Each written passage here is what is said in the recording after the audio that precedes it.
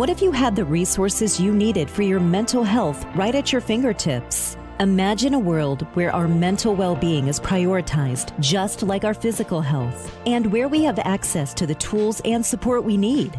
That's exactly what the Make Mental Health Matter show is all about. Join Kelli Melissa Reinhardt, a true warrior for mental health, founder of Make Mental Health Matter nonprofit, author, and wellness coach. This show is your gateway to breaking down the stigma surrounding mental health. Tune in for enlightening conversations, expert insights, and empowering stories that will not only increase awareness, but also provide education about mental health.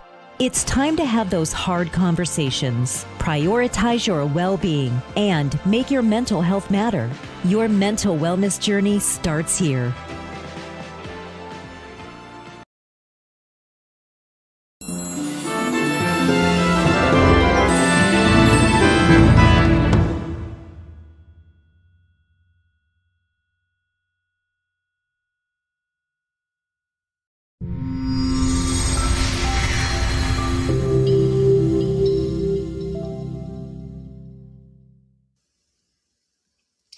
Welcome to another episode of the Make Mental Health Matter show. I am your host, Kelli Melissa Reinhardt, and it's Memorial Day. Oh my gosh. So, I had to get the background to go with the theme. And I wore one of my new hats because, got to do epic shit.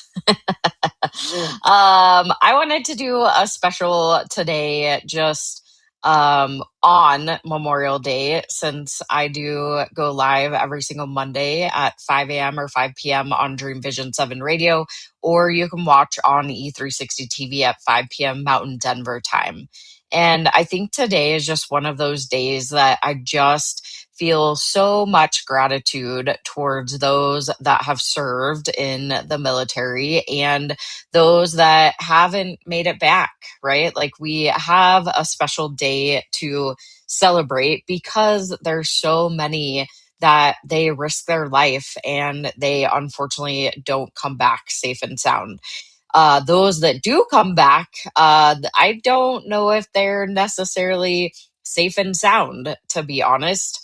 One of the demographics that Make Mental Health Matter serves is veterans, and they were very much a demographic that I knew when I started Make Mental Health Matter nonprofit that I wanted to serve, because my dad was military. My husband's dad was military. I mean, most everybody, I guess, our parents were military, whether the men generally, right, our dads. Because back in the day, it wasn't an option. You got drafted and you went. You didn't ask questions. They were super young, and that's what you just did because that's what they needed. Nowadays, it's a choice, right? We as humans, as men and women, get to pick if we want to go into the military. There's not a draft system. And so as you grow older and you're like, hey, I want to go into the military, that's your choice. And you get the chance to make that choice.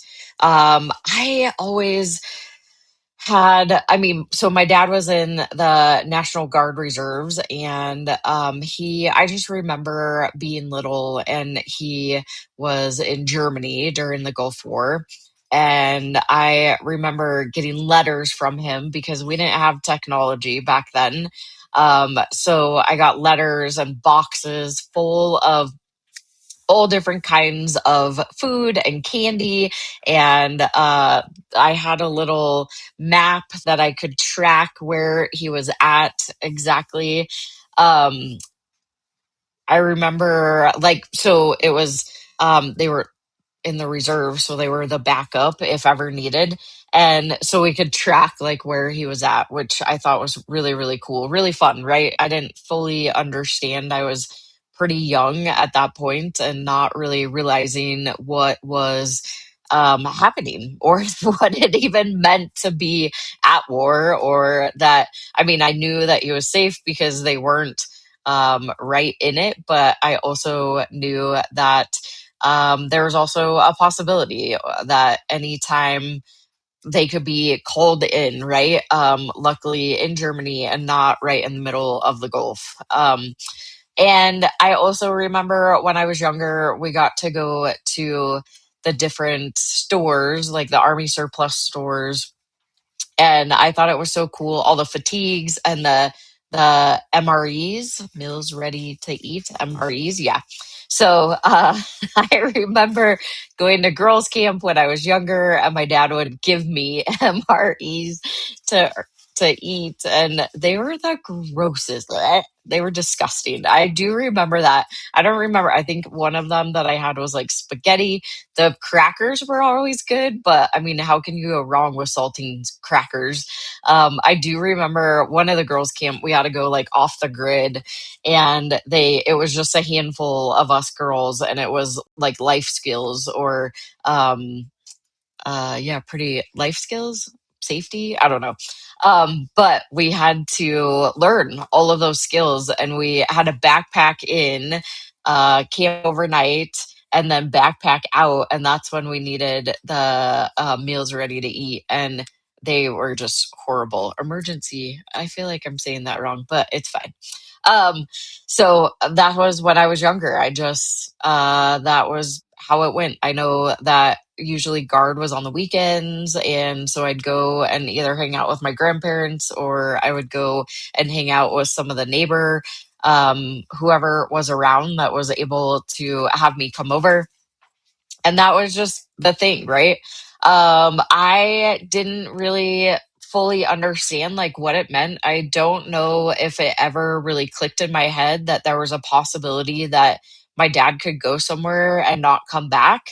I don't think that was ever something that I considered. And maybe in my brain, I just assumed since he was in the reserves, like it didn't mean that this is going to sound horrible, and I know my dad watches the show, but I guess I didn't like really. I was like, it's not the real military. That sounds horrible. But I also have some other friends that they're in the military, and they thought that different branches of the military, like the Air Force, weren't actually.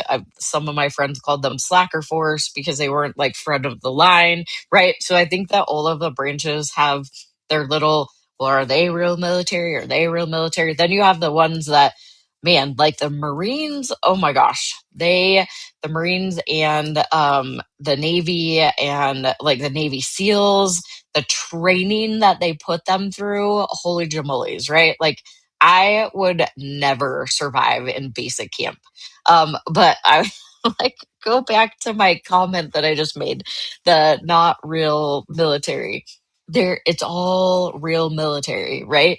It's all, there's a real factor that you can go to war at any point in time. There's a real factor that you can move, like, say, from Germany into the front lines, right? Like, it's not that there isn't any real or less real, or one branch is better than another branch. And I probably am not even saying this right, but I do know that most of the people that I know that have been in the military that have, thank God, came back at least all in one piece, or maybe they have had injuries that they ultimately had to get out early, right?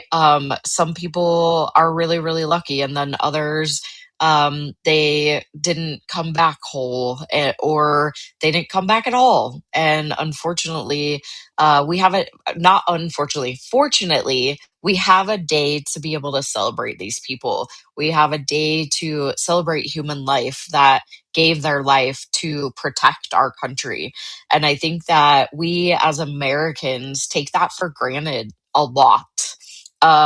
Yes, freedom of speech is amazing. The Constitution and all the rights that we have today, um, women's rights, like LGBTQ plus rights, all the rights that have been fought for. They're military is the reason why we have those rights and why we have a country that a lot of people want to come to, right? Maybe not so much right now, but that's a whole different situation. Um, I, I'm not even going to get into that because I'm not even, I don't want to touch any politics, period.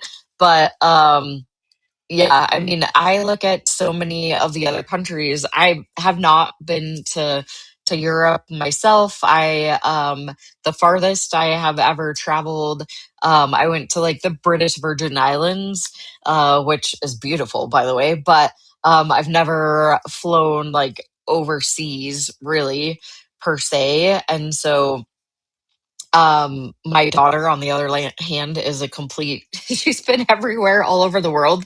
But I've always wanted to go to Europe, and I've heard so many really great things, like how the country is ran, and um, the food, and the how much better the food that they have. I mean, if you compare, say, Cheerios, right? Cheerios in America and Cheerios in Europe are same company, but way different ingredients. Like, they're, because they standardize and they make sure that it's healthy.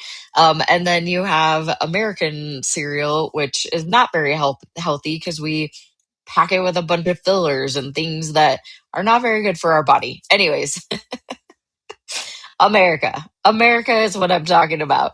And we have a lot of liberties. We have a lot of freedom. We have a lot of things in this country that people want and strive for. And um, we have to stop taking it for granted what the military do for us and how they help us and they keep us safe. And who is keeping them safe? Like, I guess I reflect on some of those things too, is that when they come home, who is keeping them safe here? Who is looking out for their best welfare, and knowing their sacrifice, and knowing that a lot of them go in when they're super, super young, and that's all they know. And they grow up through this world that you are expected to follow all these rules, and then you go to these countries potentially, and you do things that you never imagined that you could do as a human to other humans, right? I mean, it's more than I could ever imagine by any means. And we take these kids that their brains are not fully developed yet, right? They're like 17, 18, 19. I don't know, they have to be 18 to actually go, but to enlist, right? You go to boot camp, you are trained to be a certain way, act a certain way, and potentially take the life of other humans. And then we bring them back, and we're like, "Oh, you're good, right? You're good. Oh, you're good. You're good. It's fine. Rub some dirt on it. You'll get over it. It's not that big of a deal. You don't need to talk about anything. PTSD.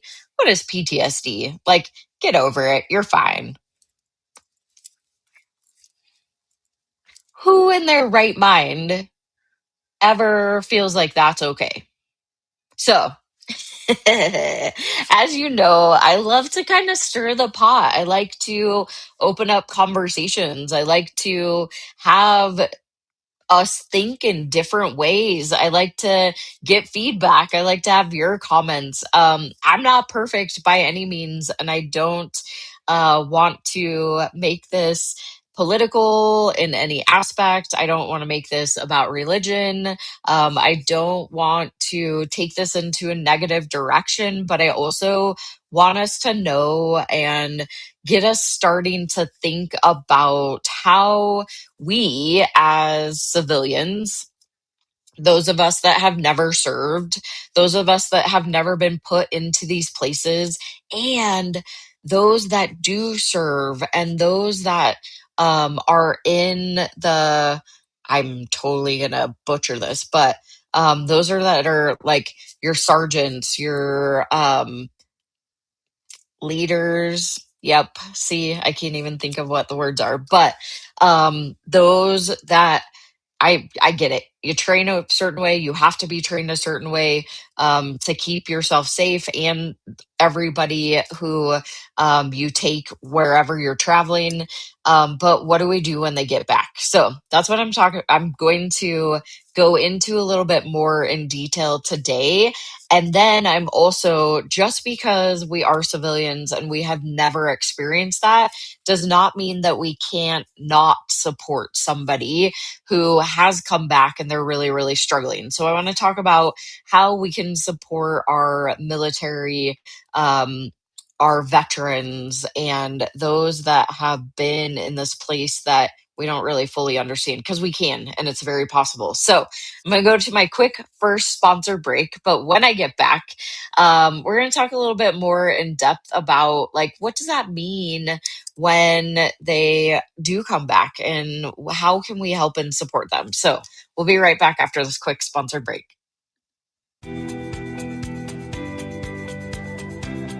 What if you could transform your mental health journey with just one question? Have you ever wondered what it would be like to prioritize your mental well-being like never before?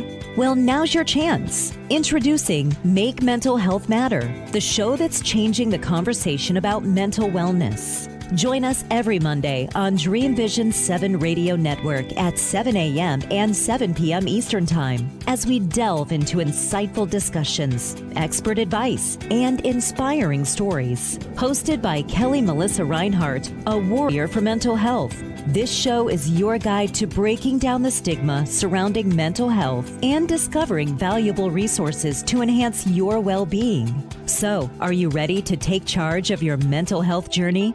Tune in and let's make mental health matter together.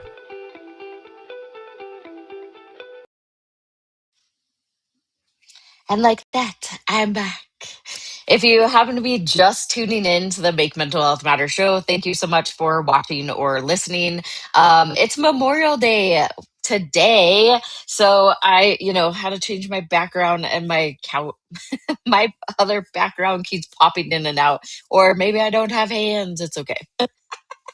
Um, but I am talking today about, really, like, how do we support our military? Well, first and foremost, on Memorial Day, how do we just say thank you to those that have lost their life? And how do we remember them? If you haven't ever had somebody in your life that you have lost that was or served in the military, that's wonderful, right? Maybe you have, or you've known somebody. And unfortunately, not everybody makes it home. And that is really, really sad, right? Because they really, truly are going to help our country and help other countries. And um, we sometimes take that for granted. So today is just one of those days that we can really support our military, those that are active and those that are veterans, because most likely those that are veterans have come back with a couple less than what they went over, whether they were fighting in a war or they were sent overseas or wherever they were stationed, right?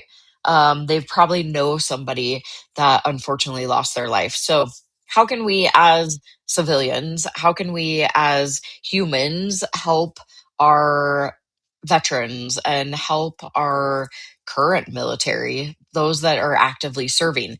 Because why is this so important? Let me go there first. Oftentimes in the military culture, and again, this is a lot of what I hear, this is what's reported back to me, this is what I have experienced over time with not only like my family, but also like my husband's family and other families that I know, my friends that are also military. I've had lots of conversations with them. We've had lots of folks on here about military. We did a military or a Veterans Day special a couple years ago. Last year, this year, we're going to do another one this year. But the whole thing is that a lot of them say that they come back and they feel like they don't have a lot of support once they get home. I've also had, I have one of my really good friends that he said, I did have a lot of support. So the experience is very different. And that goes with everybody and anybody. That can be non-military, right? Everybody has different experiences. We'll never fully understand what somebody else is going through exactly. We may have had similar experiences, but that doesn't mean that we know exactly what they're going through. So, as humans, as human to human, we can help support each other and we can do it pretty easily. It seems like it'd be like, well, I don't know what to say. I don't know what to do. I don't know how to help them. I've never been military. I have no idea. That's okay. It's okay.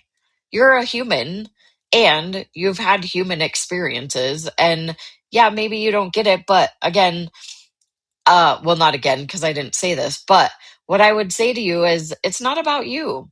It's about them, and it's about their experience, not your experience, right? Like they probably don't really care, to be honest, about your experience. Like they're probably in this place, right? So I'm just gonna, so maybe they went and they had to go to Iraq and they did a couple tours, and they don't talk about like what exactly happened over there because it's a lot. There's a lot that happens that they feel like nobody else is going to understand unless you have been military and you've had a couple tours or a tour. And they just feel like they don't want to unload all of that information onto somebody, and nobody's really going to understand to be able to help them. These are things that I have been reported to me before. So what do we do? Normally I'd be like deer in headlights. What do I do? Don't do that. Don't do that. But the best thing that we can do is sit and listen. Listen without judgment. Listen without fixing. Listen without trying to solve. I don't know about you, but I used to be a fixer. I used to try to fix everybody's problem because if I had a solution, then I could give them a solution and they'd be better. That was my belief. But that doesn't always work because what I believe is going to help them may or may not actually help them. And so if I'm just giving solutions and I'm like, hey, this worked for me, it should work for you. Or we get into that mentality that's like, you're good, it's fine, suck it up, get over it. Does that help anybody? No, it absolutely does not. So don't say it does. It doesn't help at all. It's just actually making the problem worse because now they're going to completely shut down. They're not going to want to ever talk to anybody in the future because they're like, nobody cares. Why would I talk to anybody? And that feels pretty crappy. So listening without judgment, listening without fixing, listening without giving solutions, also listening without giving your advice. Nobody cares. Again, it's not about you, it's about them. It's about what they experienced, it's about how you can actually help them to get through whatever challenge that they're going through or get through the PTSD, well, it's not always going to go away. So you can move through it though. You can find what that thing was that is creating so much of the trauma, the PTSD, what's holding on, and then move through it so that you can have a positive outcome and you can cope with it in a positive way versus possibly a negative way. So oftentimes we see military come back. They don't want to talk to anybody because one, they're afraid that it's going to go on their record. Two, they are worried that they're not going to be able to afford it. Maybe the VA doesn't have any openings. Maybe they haven't ever tried any outside resources that are outside of the VA because it's so ingrained in them that they have to go through the VA in order to get support. And that just isn't the case. I get that it can be really, really expensive, and going through the VA is going to be much cheaper, right? Because you get to use the benefits. But how about exploring other options? How about exploring other things that can get you into that positive wellness state versus staying in this negative wellness, in this negative space, which ultimately, if we think about like, so you've had this experience, then you add this, and then you add this, and it keeps toppling. You're just creating this giant pile of crap, basically. And if you're not like taking some of that, if you're not digging out that pile, getting rid of some of those things within that pile, it just keeps going up, up, up, up, up, up. And eventually, it's probably going to get so full that it's going to end up falling apart or crashing. And that's definitely where we don't want to be. That's where we see people in crisis. That's where we see people taking their life.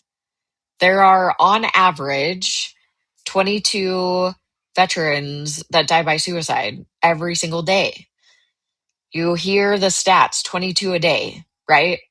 There actually, it fluctuates depending, but that number sticks with you. People think about it all the time. 22 veterans a day.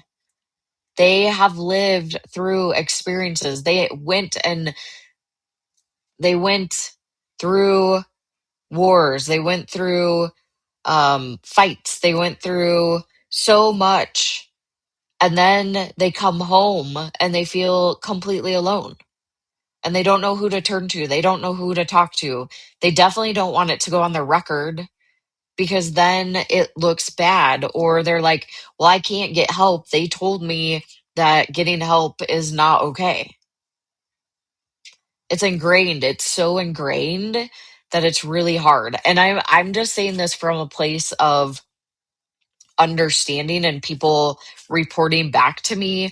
Also, we have tried to do a ton of work in the veteran space. We signed up for uh um it's kind of like an ad, I guess, but for our coaching services, because we're not really, well, we're mandatory reporters if somebody is harm to self or harm to others, but we are not mandatory reporters to, say, like a military, or like it doesn't go on your record, right? So if you come to any of the coaches, like the Love Life Live program, you've heard about it multiple times at this point if you've been watching or listening to this for this whole year, or at any point this year. But we're not mandatory reporters. We don't have to report back the sessions that you do through Make Mental Health Matter to any entity, period. Right? We do comply by HIPAA, and it's actually other coaching ethics, not necessarily HIPAA, but it's a totally different word that's like blinking my head again. Um, but it's the coaching standards. That's why all of our coaches are certified, and they've gone through a legitimate coaching program. They've gotten their certifications, and they've gone through ethics training and all of those things. So they will not talk to anybody if you come to us. We also, again, don't have to report it back to any military, anything. If they happen to, like, say, subpoena us for something, sure, we could be, or give them the notes, but generally, as my mentor said, she's like, it's like a bunch of scribble. I don't know. Um, but that's like one of the great parts. Well, one of the great parts about being able to go through us. But the thing about it is that when we put it out and we try to support that demographic, we don't have a lot of people that come to us. And I believe that it's because of that stigma of, well, this is going to go on my report, and it's going to get back to, I don't know who they think it's going to get back to, but then it looks bad, or they feel like it looks bad. It's that stigma. I have to be tough. I was in the military. I've got to be tough. I've got to, man up. I've got to do all the things. Blah. No, take care of yourself. Please, please. If you need to talk to somebody, please talk to somebody. There are so many ways that anybody, I mean, this is not just military based, right? Like, this is everybody and anybody out there. There are so many ways that you can talk to somebody. Like, one of my favorites that I always give people is sevencups.com. It's the number seven cups, CUPS.com. It's a chat based service, so it's free, a free listening chat based service 24/7. They have listeners 24/7. They have listeners across the world, literally across the world, the whole globe they cover, and you can chat with them. It is private, it is free. If you need the next level, which goes on to their therapy level, you can, it is a paid model, but it's not that expensive, and all of those are licensed therapists if you need those. Very similar. So, like the Love Life Live program, you can access our video vault, or our library. That's what we call it. We also, if you do a year subscription, you get access to Cope Notes, which we partnered with them. So, Cope Notes, they do a text message every single day, and it's just random, whether it's facts or pattern interrupts, basically. So it's not like a text message the same time every single day. It's at all different types, all different times during the day, because our brain gets into these spaces where, say, we're in a negative cycle, that we're like, nobody loves me, everybody hates me, I'm gonna go eat worms, as I say. Or as Eeyore used to say, nobody loves me, everybody hates me, right? I call it the Eeyore syndrome. But we get into these negative cycles of like, oh, this bad happened, this bad happened. Oh my gosh, if I didn't have bad luck, I wouldn't have luck at all, right? And we spiral. And so, what these text messages do is they interrupt that negative pattern, they interrupt the cycle that you're getting stuck in. It's also really great for people that have positive coping mechanisms, that are in a space that, maybe stressed out. Maybe it's a youth that's super stressed out. It could be the youth of somebody who is active military or a veteran, or, right? Like, the families need support too. It's not just those that have been or have served. Um, it's the families. And if you really think about like Memorial Day, right? Like, those families need so much support because their loved one didn't come back. And so, a lot of these resources that I found over time, right? Like, Seven Cups is free, and then they have a paid subscription. Cope Notes is not free, but it actually is less for a whole entire year, less than what most people would pay for one session of therapy. Or the Love Life Live program, we have that super low cost. It's like $50 or $50 to $56, depending on what session you do. And then if you do the whole year subscription, you actually get a subscription to Cope Notes. You also get a subscription to the Wellness Library, which gives you all the information just at your fingertips of some of our coaches. And it's just really, really cool, right? And you can do sessions one time per month, two times per month, however you want, at that low cost. And so it's really cool to be able to offer that. But we need support. I think that's the biggest thing, is you don't have to be a licensed counselor. You don't have to be a therapist. You don't have to be a coach. You don't have to be certified. You don't have to be licensed to actually help somebody. The way that you can help somebody is by simply listening, non-judgmentally listening. So, like, take your your biases out of it, take your beliefs out of it, take your advice out of it. Again, it's not about you, it's about them. And how can you help them in those moments? So I'm going to go to my quick last sponsored break. Once I get back, I'm going to give you a couple more tips because we just talked about listening non-judgmentally, how that can really help somebody, and why it is so helpful. So I'm going to give you a couple more when I get back. I'll be right back after this. Have you ever felt completely alone? Like your life doesn't matter. One person dies due to suicide every 40 seconds. You are not alone. Call the National Suicide Lifeline at 988. Hope and recovery is possible. 1 in 8 people globally live with a mental disorder. That's why empowering minds saves lives. We need your help.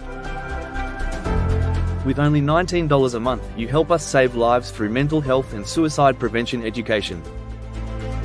Scan the QR code or go to makementalhealthmatter.org to sign up as a warrior for mental health today.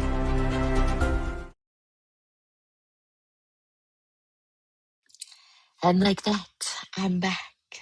I said we will be back. I have a mouse in my pocket, apparently. Just kidding. Let me make myself a little bit bigger on the screen. Hey, I know. All the things. All the things. So if you happen to be just joining, it's just me. I'm not a we today. But I have the flag behind me and I keep, because it's just a background. My hands, they keep they keep going away. Memorial Day. Memorial Day is today. So if you are watching, you're like, yeah. Anyways, if you're listening, you're like, what is she talking about? So you should go watch it on YouTube, but make sure you subscribe on YouTube. Will you do that for me? Please, please, please. Before I say anything else and give you some more tips, please go and subscribe to the Make Mental Health Matter YouTube channel. We are trying to get to 500 subscribers by the end of May because May is Mental Health Awareness Month. I know it's also Memorial Day. So as you are, not doing anything today because you're watching my show, go subscribe to our YouTube channel. Pretty please. We don't like bombard it, but you'll get notifications every single time that the show uploads, and we are trying to do intentional short clips. Haven't been very good at it, but that's a whole nother episode. So today I'm talking about Memorial Day and how we, as just civilians, as individuals, as other humans, we can help support whether they're active military, they are veterans, or they're the family of those that have served. And unfortunately, they may have lost their life and they did not make it back. So I think it's important that we know how we can help. Again, I just said it before the break. You don't have to be a licensed therapist. You don't have to be a counselor. You don't have to be a therapist. You don't have to be a coach, right? You don't have to have all the certifications and all the licenses. You just need to be a human. You just need to have that human connection, and know how to have conversations, really, truly. And you don't even have to say much, right? Like, asking questions is a really great way, but more of the open-ended questions. So instead of saying, hey, are you doing okay? They can be like, yeah, or no, yes, right? But maybe you shift that question of, hey, how have you been feeling lately? I mean, sometimes they can be like, fine. And you're like, are you really? And then they're like, oh, maybe they actually care. Or maybe they'd be like, yeah, I'm fine. And you'd be like, okay. Is there anything that maybe you want to talk about? No. Not a very good conversation right there, right? But we can shift and be like, well, depending on the relationship that you have with this person, my assumption is that you're going to go into these conversations and you'll probably know them and you probably know that they're not doing very well. They might be in a bad place. And you're like, hey, I noticed that you've been kind of down. I don't know, just like lower energy. I'm curious what's going on. And if they're like, nothing, okay, cool. So it sounds like you don't really want to talk about it. That's okay. I just wanted to see if there was anything that maybe I could help with. I don't know. That was a horrible way to say that. But I think it's like open ended questions, right? Like, hey, how's your day going today? Super simple. And if they're like, you're like, oh, doesn't sound very good. What's been going on? Or what'd you do today? Right? Like, kind of getting them to think. And it's not like the 20 questions. You're not rapid firing, asking question. What'd you eat? What'd you drink? What'd you do? Where'd you go? No, we're just casually asking questions. And really how I train people is you're planting seeds. You're letting them know that you're there when they're ready to talk. If they're in a non-crisis situation, right? If they happen to be more in crisis situation, then the questions get a little bit more elevated and we're going to ask harder questions just so that we can get what's really truly going on. Um, and we also want to ask those open-ended questions because as humans, naturally, we have these automatic responses that are like the fine, good, okay, how you doing? Good morning, goodbye, good night, right? We have these auto responses that are trained into our brain that we are going to say. It's just like walking down. I always say when you're walking down the hallway at work and you're like, hey, how you doing? Great. Hey, how you doing? Great. And you could be having the worst day of your life, but you say that you're great. Why? Because the other person said it. Or you're like, I don't know if I really want to get into this with them right now. So I'm just going to say I'm great because they're not going to ask me any other questions, right? So we have those automatic responses as humans. Yes, no, maybe, fine, great, okay, right? So, how do we get to a little bit more of the layers? How do we ask or unpeel the onion? It really truly is unpeeling the onion and getting to the deeper layers. You can keep it surface level. And if I think about most veterans that I interact with, other than a couple or a handful, they are generally very short. It's more surface level. I'm not getting a lot of the depth. Other than when you go to, say, like a anniversary or a award ceremony or something of that nature, I've gotten a couple of them to talk about what they've done in the past, which is always fascinating, especially when you get a chat with those that they had um, they did missions that were restricted. That's not the right word. That were private, secret missions. What is the word that I'm looking for? But yes, that is not secret is not the right word. Oh, it'll pop into my head eventually. Um, but when they can't talk about it, right? Confidential, that's a word, but that's not right. Secret, I think it's secret missions. All right, I'll figure it out. But yeah, so, and they're not, it's like 50 years later, 40 years later, 50 years later, and they're still like, not telling you anything. And you're like, okay, fine.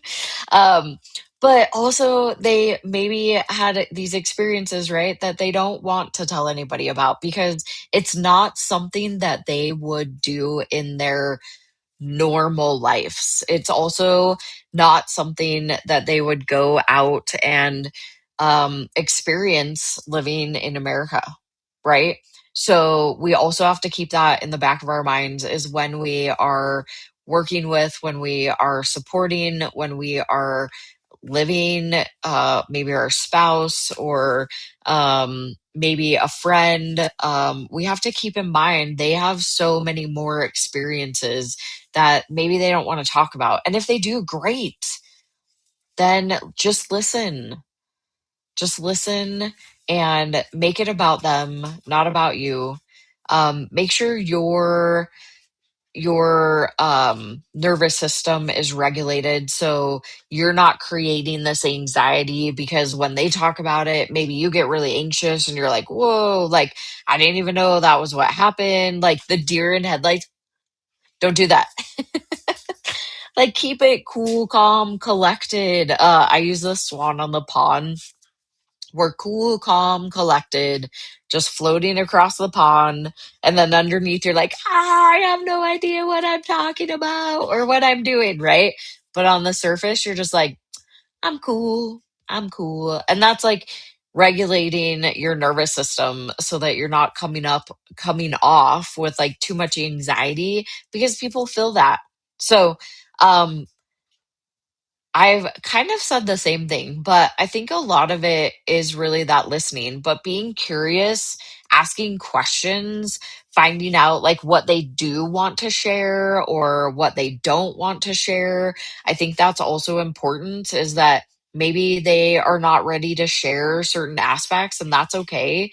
But be inquisitive and try to understand what experiences they went through, if that's something that you want to do. If you don't, that's cool too, right?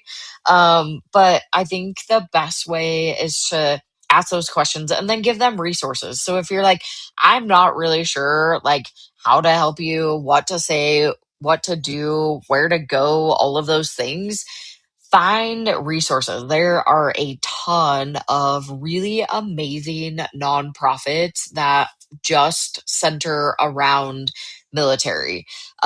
Make mental health matter. You can go to our website. We have a few of them on our trusted resource hub. And then we also, I mean, we have board members and staff that are veterans. And I know that the demographic just really, really need support. And the other part of when we're supporting somebody is that we don't want to downplay what their experience is, right? It could be, or it may feel to them very, very overwhelming. And it may be something that does start, like I talked about earlier, those negative cycles, those patterns that are just really, really heavy, really, really negative, and they need an outlet. They need somebody to talk to. They need somewhere to go. Maybe they need a new hobby, or maybe they need some way to get their brain active so that it's not constantly going back to that space where it was a really negative experience for them. So, and maybe you're not trained to do that, and that's okay. But finding the resources that can actually help, finding the community that can actually help. They say that community and connection are the two things that completely save lives. And that's because as humans, we need connection. Whether you, and I've said this before on shows, but if you are like, I'm an introvert, I don't need anybody, but you do. The human body needs connection. We as humans need connection, and it's connection from friends, connections from family, it's connections from community, right? Like, there's lots and lots of communities out there that are specifically for military and veterans. The VA is also actually a really great resource. Yes, I know a lot of people, or some, not a lot, but some people have negative experiences with the VA. Some people have very positive experiences, but they actually have a lot of classes that they offer. They have a lot of community events that they do. There's a lot more layers than just, say, going there for medical or professional help. They do offer, at least in Colorado, and I only know this because I just recently connected with one of the outreach support people within the VA in Colorado, and he was telling me about all of the really cool classes that they offer to their community and to the veterans. So take advantage of those. I know that it's hard to ask for help. It is hard to acknowledge that maybe there is something going on. It's hard to express how you're feeling when maybe you feel like nobody's going to care, or you feel like nobody understands the experience that you've been through. But I can almost guarantee just even getting into a room with other people that have been through similar experiences is going to make a difference. Or just getting in a room with people that are all about community, that are all about helping and supporting others. It will help you feel safe. Safe again in your body, safe again in your environment, safe in whatever experiences you're going through. And that is a lot of where PTSD comes from, is from a trauma. It comes from an experience that was not safe. It comes from an experience that created this traumatic event. And if we're not able to move through those events, then we get stuck in these places that these negative cycles happen. And when we stay stuck in those negative cycles, then some people move to like substance use, or they maybe it's like overworking, underworking, over going to the gym too much, or maybe not exercising at all, right? There's these extremes that start to happen. And so we've got to allow our brains to process through whatever those experiences are. I know and I understand that is not easy, but it is possible. And that's the best part, is that it is possible. And those of us that are the support people for those that are going through, whether it's PTSD or other experiences or traumatic events, we can be those support. We can give resources. We can reach out and just connect with them. Find a space that feels safe. Find a group that feels safe. And I can almost guarantee that that will start to shift where you're at. You don't have to go like I know a lot of people are like, I don't want to go to like AA meetings or any of those support groups, right? But I have heard so much lately, especially being a part of a suicide prevention task force. We just heard from a team of men that were talking about the support that men need in general. And they have had a lot of really great experiences and outcomes with getting men together who they do or don't want to talk. They can talk or they don't have to talk, right? But getting them together in a group with other men that understand or have been through similar experiences, it has completely changed their life. Even the ones that are like, nope, I'm not going, I'm not doing that. They've had a lot of really great outcomes. So there's a lot more that is, and I'm not saying that just men are military or veterans, but I feel like for women, we have a lot more things that we're like, oh yeah, I'm going to tap into that. I'm going to go try this. I'm going to go try some holistic. I'm going to try anything that possibly helps me, right? Whereas sometimes the men are like, nope, I'm not doing, not, nope, not. So we have to just change that culture and find what works for you, works for the people that you're supporting in your life, and really just take this day to I'm gonna bring it back bring it back to why started this whole thing first, right? Memorial Day, honoring those that have lost their life in the line of duty. And we want to celebrate those that have been a part of our lives and that had the unfortunate outcome that they didn't make it back. So I hope that this Memorial Day, you take that time to honor your loved ones, or maybe you knew somebody that didn't make it back, unfortunately. And that's what Memorial Day is all about. So, and to those that have served and that have come back, thank you for being here and being. I know that some people say that they don't like people saying thank you for your service because they feel like that's what they chose to do as their job. And as I said at the very, very beginning, is we have shifted into the space that people choose to pick that profession as their job. Whereas back in the day, it wasn't a choice. You just got drafted and you went. So they choose to be in these situations. And so some of them don't want to have people say thank you for your service. And that's okay. Right. So just ask before you assume, and before you tell them thank you for your service, maybe, get a little story, get curious, ask what their experience was when they were in the military. And I almost guarantee you they'll at least feel really, really happy and proud that you asked that question. So, whatever you do, make sure you come back next week. I go live every single Monday at 5 a.m. or 5 p.m. on Dream Vision 7 Radio, or you can watch on E360 TV at 5 p.m. You can also tune in on Facebook or on our YouTube channel. And when you land on YouTube, make sure you hit that subscribe, and I'll see you back next week. Bye, y'all. Thank you for joining today for the Make Mental Health Matter show. We hope you found today's episode insightful and empowering. Remember, your mental health journey doesn't end here.